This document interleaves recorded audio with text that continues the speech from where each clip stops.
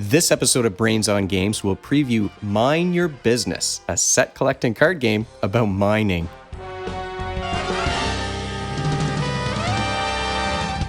Welcome to Brains on Games. I'm Dr. Brian McDonald. In this episode, we're going to talk about an upcoming set collecting card game about mining that was sent to me a while back by the folks over at Born Games. Now, this is an upcoming game.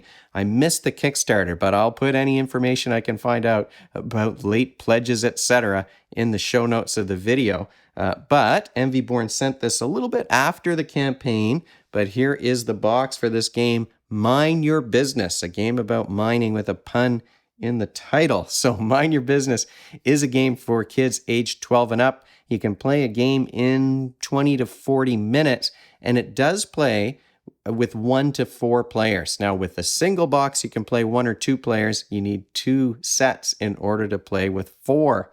Let's take a deeper look at Mine Your Business. Mine Your Business is a light puzzly card game where you're playing on this 4x4 grid, and what you're trying to do to win is collect the most resources by loading them onto your little minecart that's going to travel around the board throughout the game. There are 3 types of resources. You've got gold, you've got coal, and you've got gems you might be able to see over here, and you're going to play through the game by rotating and moving these cards around to create a path to your minecart, which will allow you to load those resources onto it. The board is modular. You've got this big deck of those mining cards, and you're only laying out 16 of them at a time. You're going to replace cards that you take when you're collecting those resources into your cart. You'll replace them at the end of your turn. So it's an action selection game, I would say, where you can do 3 actions and you have a choice of 4. You can do the same action more than once. You can move your meeple around the map. I should say, as I pick up this meeple, that this is a prototype. So these are not the final components. And the pictures I've seen of the meeples look like gnomes. So they're much different from this little generic meeple that I'm playing with today. But as I was saying, you have a choice of 4 actions, and you can do 3. You can do the same action 3 times if you want to, but you can do 3 actions from a choice of 4. You can move your meeple to an adjacent space. You can rotate that card in order to create the pathway that you're going to load onto your cart. You can swap spaces. So you can move an entire tile like this if you wanted to and switch yourself so that you're in the middle of the map. So you can swap 2 adjacent tiles if you want to. And then finally, you can load resources into your minecart. Once you've done your 3 actions, you're going to, there may be a special thing that happens if you finish your turn on a tile with a sign, but then the cart's going to move to the next space. That's what makes this game so puzzly and complicated, because you're trying to create a path to your cart so that you can load things into the cart, but the end of the path changes at the end of every turn. So you are time limited in terms of how far ahead maybe you can plan. Maybe it's going to take you 3 turns in order to, and by the time you get to the 3rd turn, you know the cart's going to be over here, so you might be using 9 actions to finally line everything up in a way that's going to allow you to earn some points. After you've moved your cart, you'll refill any empty spaces on the mine. And how are they going to be made empty? Well, if you are able to take a load action, you're going to take that tile and put it under your cart, and that's how you're going to earn some points in the game.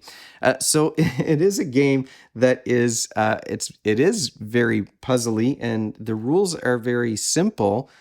So it's quick to learn, but my goodness, these spatial games are the hardest thing for me to play. So we'll talk about that a little bit more later. The other thing that you can do during your turn that I didn't mention is that you've got these 3 cards. Each player will have these 3 cards that will allow them to do something extra on their turn, but that's only once per game. So once you've used this +2 action card, for example, that's going to go face down, and you can't use it a second time later on. So you might be holding on to those. Maybe especially don't move the cart at the end of your turn would be one. If you've got this whole plan, and if the cart moves just 1, it's going to ruin everything. So you might want to keep the cart in place if you could. There are lots of variations of the rules in the game. In addition to the fact that there's multiple different kinds of solo rules, you could play the game cooperatively with a goblin that's going to move through the mine and mess things up. You can have events in the game where tiles are going to get messed up through your play.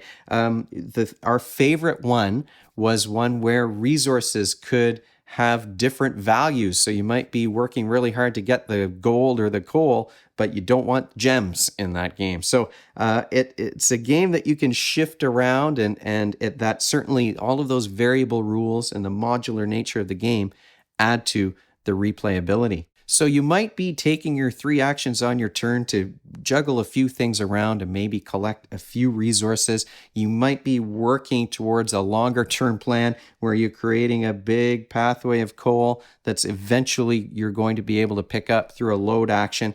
We always found that we never had enough actions to get anything really going in a single turn. We would do our 3 actions and then realize, wait a second, now I can't load anything.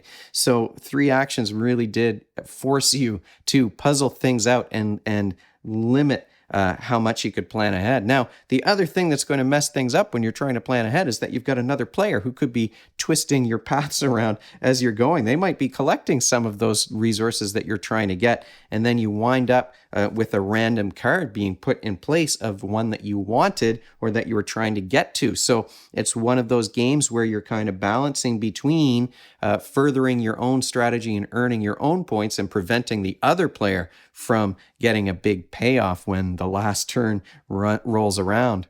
What are the skills that are being used or practiced when you play a game like Mind Your Business? Well, this is clearly, it's a spatial puzzle, that's for sure. You're using those visual spatial problem-solving skills, especially mental rotation skills. And that's a skill that we measure on our IQ tests when we're doing assessments. But mental rotation skills are required here because you're trying to visualize the path that you want to make, while at the same time visualizing where that path is going to end and when your minecart is going to get there. So you're sort of thinking, well, if I switch this over here and I turn that this way, how is that all going to work? So you're really trying hard to figure out a chain that's going to end at the right place when your minecart gets there. That also is an exercise in executive functioning skills. Those executive functioning skills are the behaviors that you need to work towards a goal, and they include things like planning ahead.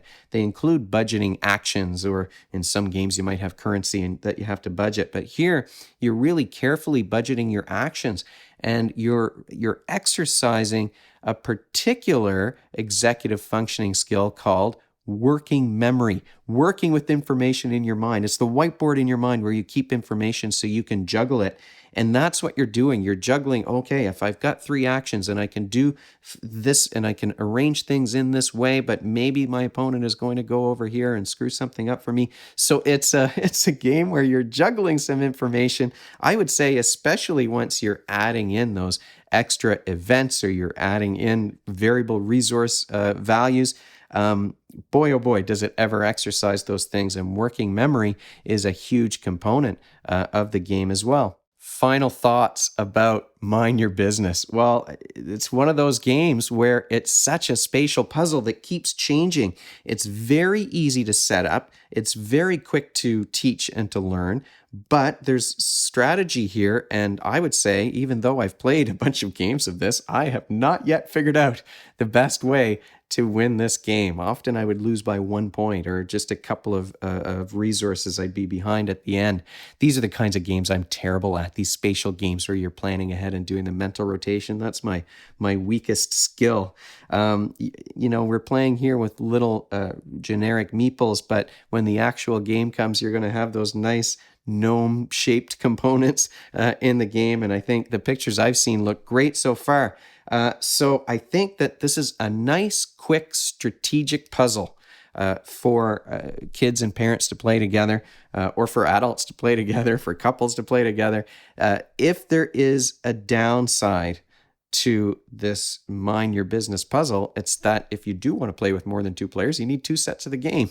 And if you're like me and you have trouble keeping cards lined up, it would be great to have a playmat, and I didn't have a playmat for this.